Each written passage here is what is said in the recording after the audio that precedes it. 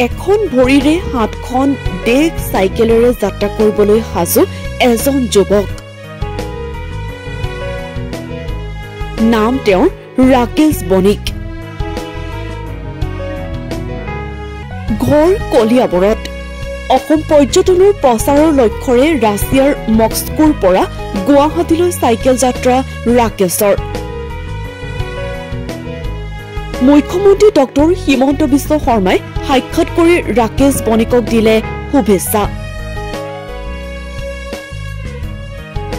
ৰাকেশৰ এই যাত্ৰাৰ flag off কৰিব মুখ্যমন্ত্ৰী হিমন্ত বিশ্ব শৰ্মাই। এখন ভৰিৰে হাতখন ডেক চাইকেলেৰে যাত্ৰা কৰিবলৈ সাজু কলিয়াবৰৰ ৰাকেশ বণিক। অসমৰ কলা সংস্কৃতি আৰু অসমৰ সৌন্দৰ্য উপভোগ কৰিবলৈ বিদেশী লোকক আমন্ত্ৰণ জনোৱাৰ লগতে পৰ্যটনৰ প্ৰচাৰ প্ৰসাৰ কৰিব যাত্ৰাকালত ৰাকেশে। হাতখন দেশ 10,000 কিলোমিটাৰ পথ এখন ভৰিৰে চাইকেল চলাই যাত্ৰা কৰিবলৈ সাজু ৰাকেশ পেৰাচাইকেলিষ্ট, যাৰ বাবে এতিয়া দৈনিক অনুশীলনত ব্যস্ত ৰাকেশ বণিক। কিছু বছৰ পূৰ্বে ভয়ংকৰ পথ দুৰ্ঘটনাত চিৰদিনৰ বাবে ৰাকেশে হেৰুৱাইছিল এখন ভৰি। এই দুৰ্ঘটনাৰ পাছত কলিয়াবৰৰ আমবাগানৰ ৰাকেশ বণিকে দিলে নতুন জীৱন, নতুন পৰিচয়। নিৰ্বাচন আয়োগৰ ষ্টেট আইকন সন্মানেৰে সন্মানিত ৰাকেশ বণিকে 22,000 কিলোমিটাৰ পথ এখন ভৰিৰে চাইকেল চলাই জগত জিনিছিল এটা সময়ত। কলিয়াবৰৰ আমবাগানৰ যুৱক ৰাকেশ বণিকে ইতিমধ্যে কেইবাখনো দেশ এখন ভৰিৰে চাইকেল চলাই সফলতা বুটলিবলৈ সক্ষম হৈছে।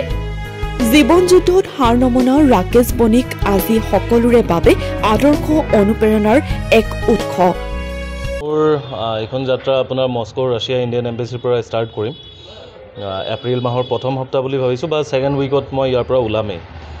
আৰু এইটো মই 7খন দেশ হ'ব টোটেল।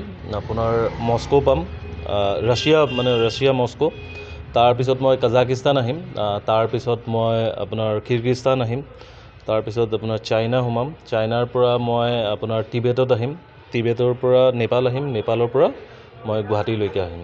এইটো অলমষ্ট 9ৰ পৰা 10,000 কিলোমিটাৰ ভাবি ৰাখিছোঁ আৰু সেইটো এপ্ৰক্সলি মোৰ 4 মাহ বুলি ভাবিছোঁ। বিকজ একৰ্ডিং টু চিটুৱেশ্যন মানে চাইকেলিঙত আপোনাৰ প্ৰি প্লানিং একো নাথাকে।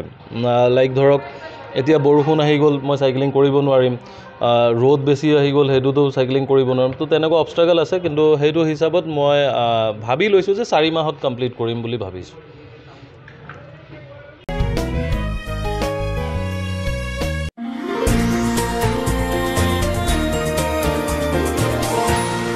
এনিটক্স, সুতৰ বিপৰীতে ৰাইজৰ স্বাৰ্থত।